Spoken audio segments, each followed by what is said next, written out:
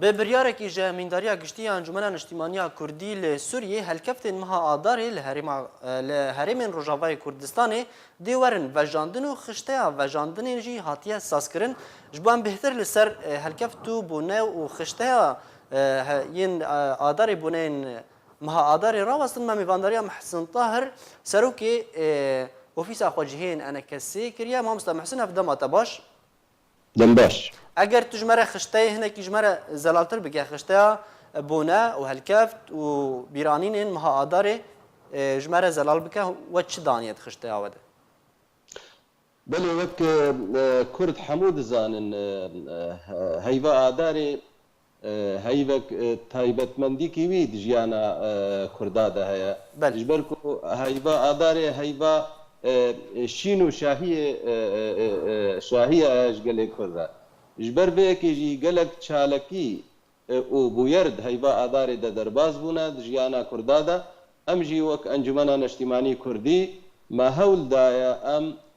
wa şîn û şahiya bi hemû corê xwe em bîra xwe bînin û bi rengekî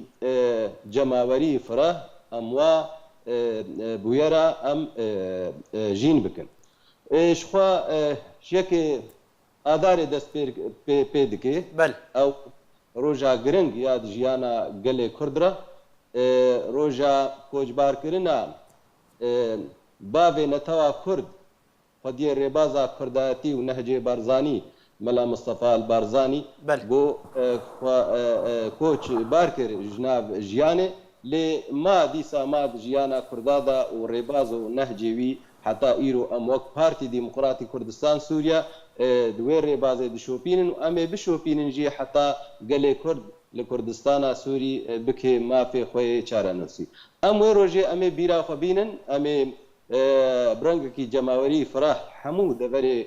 Kurd tê de em ê wê rojê em ê jîn bikin. Piştî wê jî heştê Adarê tê. Heştê Adarê roja cîhanî ya jinan e û nav wara jî jinê Kurd em her sal wê rojê jîn dikin bîra xwe tînin ji ber giringiya jinê civaka Kurdî de em wê rojê jî di rêya em û alîkar bi ofîsa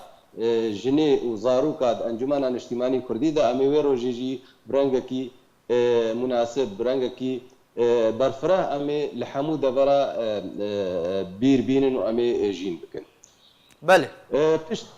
Belê piştî wê dozdehê Adarê tê wek hûn dizanin roja şehîdê Kurdistana Sûriya roja dozdehê Adarê em ê êvara dozdehê Adarê wek Encûmena Niştimanî Kurdî em ê mûma vêxin em ê li ser xaniya em ê paçê reş hildin ji bo bîranîna şehîdê Kurdistana Sûrî û sibeha wê em ê berê xwe bidin goristanê şehîda gurzê gula em ê deynin li ser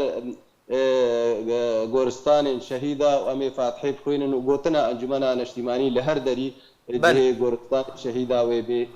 xwendin. Her wiha rojên dijî 14 Adarê 16 Adarê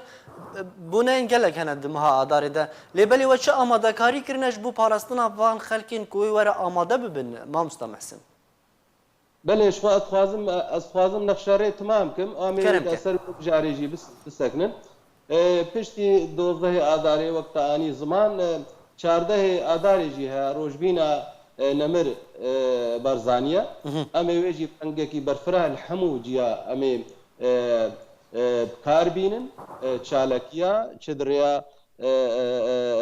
çandina dara da çi hemû corê ku em karibin bikar bînin em ê wê rojî jî bikar bînin em dikin 16 Adarê meczera kompujiya Helepça heştî û heştê de ya got Sedam kar anî em ê wê rojê em bêyanamekî derdixin ji miletê xwe em dixwazin ji 11 heta 15 deqa 5 deqa li ser cada û li gunda û li hemû bajar û bajarokê Kurdistanê em disekinin hîdaden li ser canê qurbaniya Helepça û wa şehîdê wê got bi dehê şehîda û birîndara tê de jiyana xwe ji dest da. پشتی وێ ئەم دکەن ئێوارە نەورۆزێ وەکوون دەزانن بیرانینا هەرسێ محەممەدایە بیرانینا خۆمکوژیە حسیجاژی یاگۆ ئێوارە نەورۆزێ گۆ ئەو چێبوو ئەم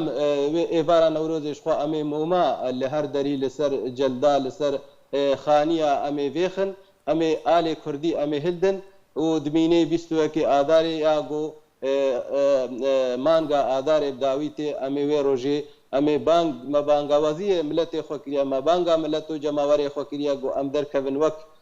هەر ساڵ ئەمێ دەرکەون لە چۆلا و جهێ vekirî ئەمێ شاهیە خۆ بکەن و کۆمێمەیە فلکلۆری li her derî wê karibin cemawer bidin doraxwe û em ê bidûmahî bînin karobarê adarê hêviya me ew got adarên werê got adar rojên serbestî û azadiyê vê rojê pêkanîna mafê gelê kurd û serbestî û azadî ji bo gelê Sûrî re. Bêje ku Newroza îsal wê wekû Newrozên berê be komên folklorî wê werin li darxistin şanowê werin pêşkêş kirin? Belê ji xwe em vê dibêjin em eger tiştek nû bûyerên nû çê nebin vê mangê de em ê wek berê û bi rengekî firatêr bi rengekî cemawerî em ê li her derî derê mumkin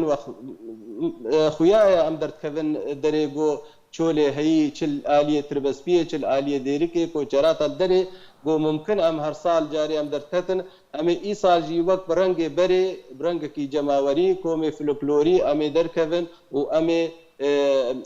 şahiya Newrozê em ê ildarxin eger dîsa ez dubare dikim tu bûyerê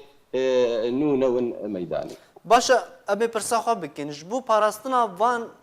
xelkên ku wê derkevin bi van bûneyan rabin ji bo parastina wan we çi hazir kiriye we çi amade kiriye?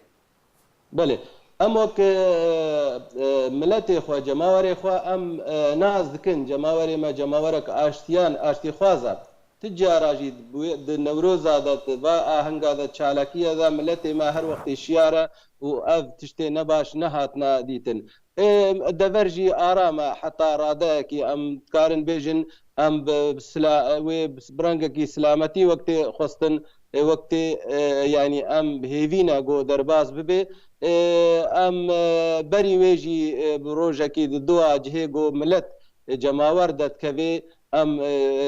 dikin dibin kontrolê de em çavnêrê xwe dikin xelkê me alîgirê me hevalê me şeva wê berî wê bi rojkî duwa jî wa devera kontrol dikin diçin û tên hajê hene lê em bînin îşallah ew tiştê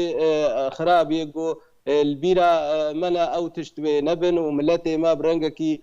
aştiyana û silmî û bi rengekî hedarî wê îsal Newroza xwe va çalakiyê xwe dar bixê. Nameya ji bo van xelkên Kurdistana Sûriye eger astengî ji wara hatin çêkirin çi ye? Belê ji xwe em bêjin milletê xwe cemawerê xwe em banga xwe rêya were dikînin xelkê xwe li hundir û em bêjin ev şîn û şahiyê Newrozê hêviya me ew e hûn berpirsiyar bin di hemû cor û aliya de hûn erkê xwe rabin hûn coşekî mezin va şîn û şahiya li bîra xwe bînin ji ber ku em di astekî gelkî ginin re derbas dibin divê em hest û helwestê xwe jî ji xelkê xwe re û ji xelkê derdorê xwe re û heta raya navdewletî re jî bidin naskirin em gelekin li ser xaka xwe ne mafê me dîrokî girêya kultur û tiştê me re divê cîbecî bibin. Dîsa ez bangewazî dikim em ev cemawerê me got bi coşekî mezin û bi firahî nemaze bîranînê Newrozê bûyerê Newrozê li bîra xwe bînin û muşareketê de bikin heta em bikin cejna Newrozê wek hûn dizanin cejna netewiya dîsa bangewaziya me ji milletê me re got bi rengekî berfireh vê cejna xwe bi rengekî aştiyana û silmî derbas bike û em bikin domahîka êş û azarê Newrozê û dîsa dubara ez bêjim inşaallah Newrozê werê Newrozê nû bin jiyana Kurda de nû bûna wê ew bê got gelê Kurd li Kurdistana Sûrî û li hemû parçê dî bihabin mafê xwe ئازادی و نەتەوی و نامەیە دەگەهشت محسن تاهر سەرۆکی ئۆفیسا خۆجیهێن ئەنجومەنە نیشتیمانیە کورد لە سووریە توش قامشتۆ لەگەڵ مەبوو گەلێک سپاس